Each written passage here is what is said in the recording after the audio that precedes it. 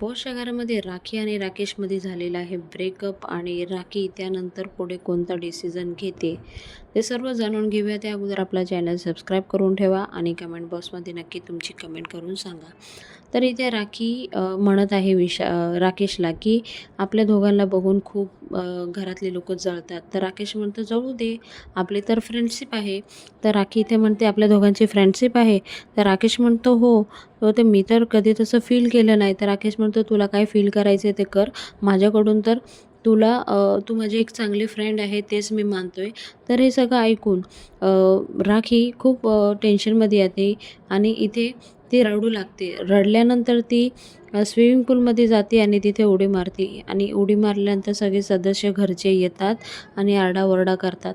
तर हे सगळं तुम्हाला आज बिग बॉसच्या घरामध्ये बघायला भेटणार आहे आणि तुमची प्रतिक्रिया काय आहे ते नक्कीच कमेंट बॉक्समध्ये कमेंट करून सांगा.